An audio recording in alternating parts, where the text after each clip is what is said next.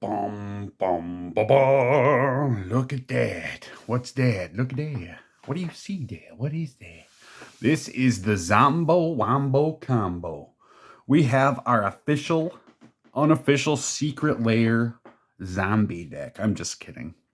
It's not Return of the Living Dead. It's not Night of the Living Dead. It's not Dawn of the Dead. It's not even Day of the Dead. It's just mono black zombies. And this is based on an old deck because, man, I have been playing that Soul Trader deck. I would say I haven't played it in about a month and a half. Chopped it up, got rid of it because once people know the gimmick, it doesn't work so good. So we came up with this as a response to those that knows the gimmick. Let's get right into it. We have a treasure token, but seriously, folks, let's get serious. So the Soul Trader deck, in my opinion, was a great combo deck, but it was just lacking in the fact that it was very weak if you didn't hit that combo. So I came up with this based on an old deck by Saffron Olive. Kind of based on Saffron Olive. So it's kind of a mishmash of the two, but we'll get it. I digress. Look at the digression. Let's get right into this, shall we? We have Stitcher's Supplier. Stitcher's Supplier enters the battlefield or dies, mill 3 cards. So we do want to fill our graveyard, but it's not the most important thing in the world. 1, a T, F3, F4. We have the Carry On My Wayward Feeder. So, Carrion Feeder cannot block. Sacrifice a creature, put a +1/+1 on Carrion Feeder. Pretty dang good. 1, F2, F3, F4. So, we have a Champion of the Parish. Now, this deck is very bling. I will tell you that, my friends. I tried to get as many of these old borders as I could for it. But at the end of the day, it's kind of a budget deck in a way. We have Champion of the Parish, so whenever another zombie you control enters, put a 1/1 counter on this creature. Do you see where this is going? Do you? 1, F2, F3, F4. Isn't these secret layers? Isn't that good? Don't you like it? Don't you love it? Don't you wish you had some of your own, like the Grave Prowler?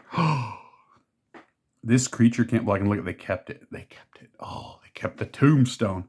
Creature can't block. You may cast this card from your graveyard as long as you control a zombie. A zoom. We have a 4 because we want all these in the graveyard, man. We have Undead Azure. Undead Azure. Whenever Undead Azure or another zombie you control dies, you draw a card and you lose a life. Now, an auger is actually something, I believe, to find something or to drill into something. However, it reminds me of au jus, the sandwich dip. You know what I'm saying? The French sandwich dip, which my grandmother, rest her soul, used to call augus. So I always liked it. I thought that was very funny. We have a 1 undead augus. So here's where Saffron Olive helped us. Putrid Goblin. Now we'll keep this aside to show you. It has Persist. When this creature dies, if it had no -1/-1 counters on it, return it to the battlefield under its owner's control with a -1/-1 counter on it. Oh my goodness. 1, F2, F3, F4. Okay, so we put this guy aside to talk about later. We have the Warren Soul Trader.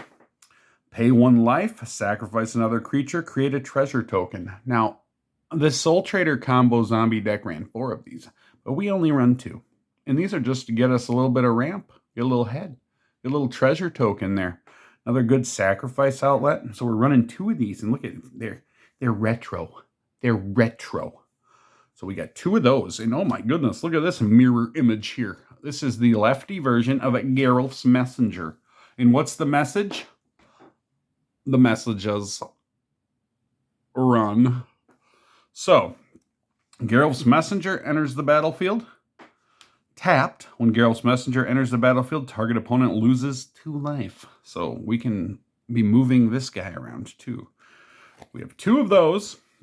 Now, in Warren Soul Trader, everybody knows what that is. It's a new card, so I won't explain. 1 life, sacrifice another creature, create a treasure token. Did I already say that? I just don't know. All right, so we have a Plague Belcher. Excuse me.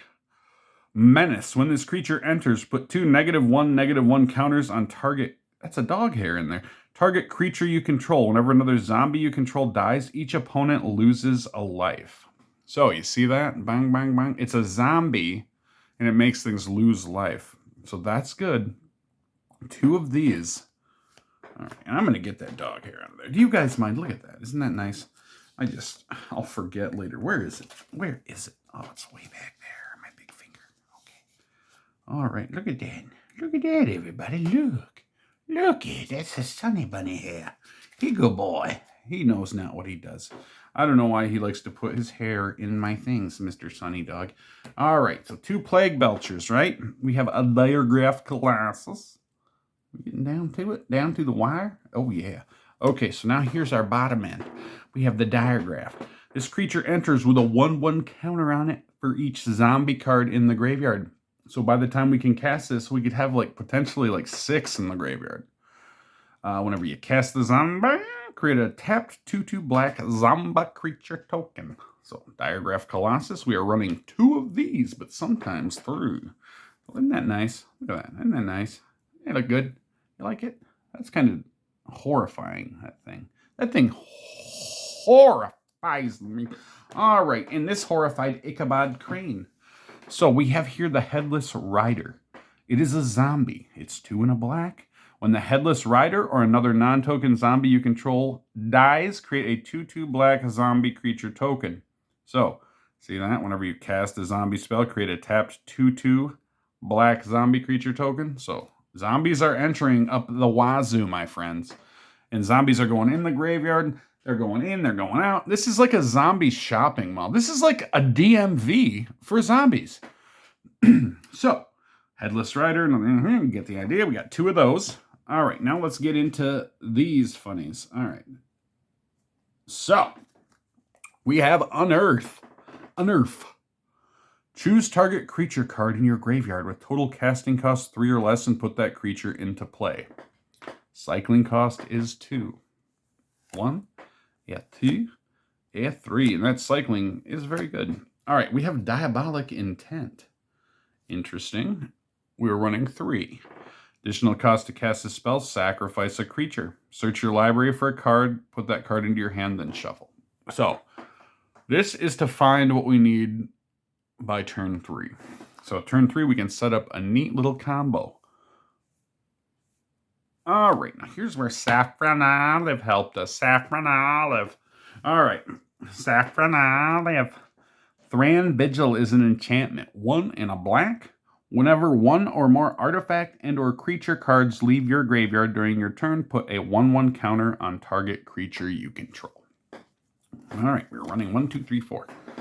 All right, so we'll hold up the show here. So let's say,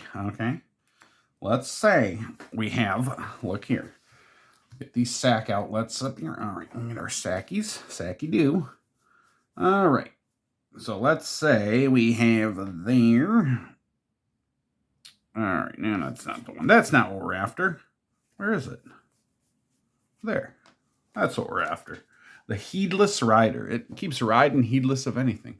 All right, so let's say we have that there. Zombie we control dies. Create the 2/2 black zombie creature. So, with something in the battlefield like... Where are you? It's back here. All right, something like Carrion Feeder. So what we can do...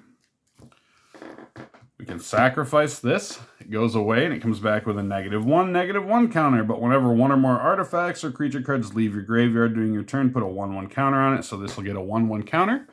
This will get a 1/1 counter and it'll go bloop. And we're going to keep sacrificing that. And our Carrion Feeder is going to get bigger and bigger and bigger. But at the same time, we're going to have all these zombies popping out. So we're going to have an opponent, even if our Carrion Feeder has Summoning Sickness, it's going to be huge. Okay, and this thing's just popping, man. We're going to have like a million Carrion Feeder. We're going to have a million 2/2s. So what is our opponent going to be able to do in the face of that? And this can all happen fairly quickly. We can usually cook this up like turn 3. And if we don't have one of these pieces, we have 3 of our Diabolic Intents to go get it there. Just go after it. All right, so let's talk about the mana base. That's pretty much what you'd expect for a semi-budget deck like this, even though it's pretty blingy looking. You see how my expensive decks, I like to keep them real uniform. Like the ones I play outside of our little world here. I like them real uniform. But these ones, we like them fun. We like them blinging and singing. And look at this swamp. This is a zombie luau right here, my friends. We have a 1 and a 2 and a 3 and a 4 and a 5, 6, 7, 8 of those. 9, 10, 11, 12 basics. Okay. And we have silent clearing. Pay 1 life, add a white or a black. Who cares, right? We can pay 1, sacrifice silent clearing, and draw a card. So get those pencils out. So we have our Phyrexian Tower here. We can add 1 or sacrifice a creature or add 2. Look at it. Look at it. Oh, Lord, look what we got in our life. 2 mana. All right, so sacrifice that creature, and we got mana. We got ramp in black. So we have a Castle Locthwain. Excuse me. Where's Locthwain? We got that kid's no older than 16 in the bar. He needs to be checking people's IDs. Locthwain, get the front door. So everybody knows Locthwain is a bouncer at a country western bar. All right, so Locthwain, he means business. Locthwain enters the battlefield tapped unless you control a swamp. You can tap it and add a black, and we got a lot of swamps. We're good. Draw a card, then you lose life equal to the number of cards in your hand. 1 and 2. 2 Locthwains. We have Spymaster's Vault. Spymaster's Vault enters the battlefield tapped unless you control a swamp. We can tap and add a black. Black, tap, target creature you control connives X, where X is the number of creatures that died this turn. So connive means that we can draw whatever X is and discard X cards, put a 1/1 counter on that creature for each non-land card discarded this way. So you see how that's going to work? We have 1, 2 of those. So do you see how this is going to work in tandem with those sack outlets, making big things, put more counters? This deck gets to be a little bit of overkill in a way. But I think it's better than the Soul Trader deck just because if we get graveyard hate, whatever kind of hate comes our way, at the end of the day, we've got basically like a weenie engine where we can have a lot of like low-cost zombies and just beef them up. And let's talk about the sideboard. So if things are not standard, we have a Cursed Marauder. We're running a Cursed Marauder in here. So when it enters the battlefield, each player sacrifices a non-token creature. We have the Diregraph Colossus, a third one here. So if we feel like we're not going to have graveyard hate, we can remove something and add the Diregraph. Enters the battlefield with a 1/1 counter on it for each zombie card in the graveyard, remember? So 3 of these, we can really just, oh my goodness, create so many zombies. Now we have here is Nantuko Husk. Very interesting card. Sacrifice a creature, Nantuko Husk gets +2/+2 until end of turn. So again, this is just an extra creature that we can throw in there. It's a good sacrifice outlet. If we really want to go all in with our strategy, now it looks like we're a little all in on something, but I promise you there's method behind my madness. The only card I am considering adding into this deck, and you might see it enter, is going to be the Chthonian Nightmare. We might just put 1 in there. So Nantuko Husk, his soul sheds light, and death is its shadow. When the light dims, life and death embrace. Now that's beautiful. This is a zombie insect, but it's also a poet. So, that's a Nantuko teaching. What are these bugs doing when they're alive, am I right? So, this, like I say, just another sack outlet, and it gets big. Very big. All right, Death Baron. Skeletons you control and other zombies you control get +1/+1 and have death touch. That's a great way to just really make sure that our opponent will not have a board state. They'll need to block. So Death Baron, definitely find its way in. So Tragic Slip, it's a black. Target creature gets -1/-1 until end of turn, but creature gets -13/-13 until end of turn instead of a creature died this turn. It's an instant, it's pretty good. We're running 2 of them because things are dying. And this is a particularly good card against big threats that are cheated out.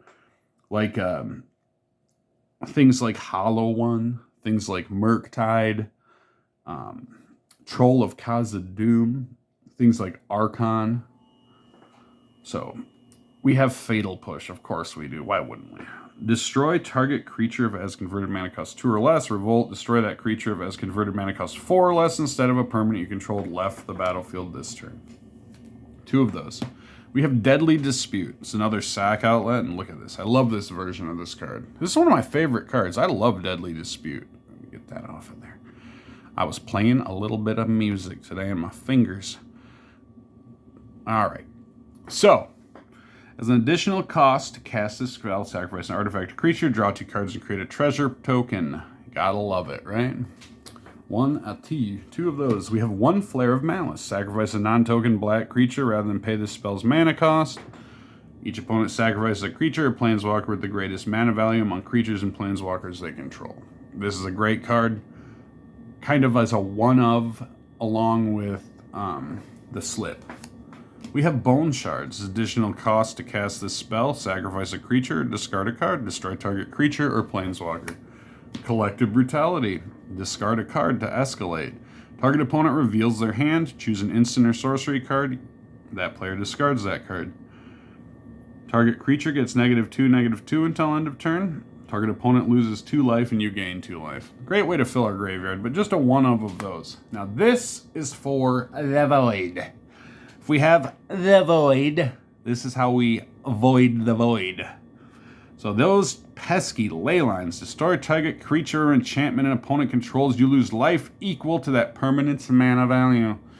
So when we look at this, it appears to us we have just these 2 Feed the Swarms. But the way we have our deck set up, remember? The way we have our deck set up.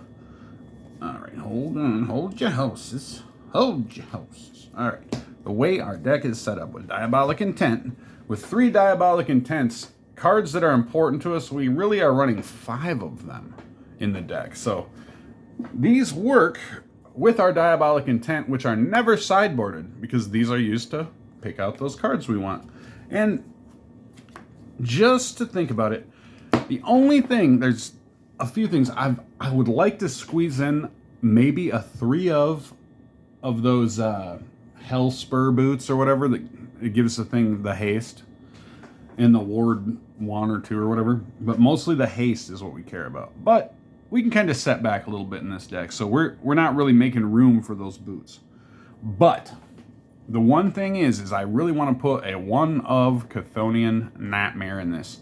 So next time you see this, or if you see this on screen, it's going to have 1 Chthonian Nightmare in it. I just can't find the dang thing. I got one of these ones. I got a retro. Oh, I'm done. We're out of here. Thanks for joining me, and we are going to have this deck today, Zombies vs. Humans.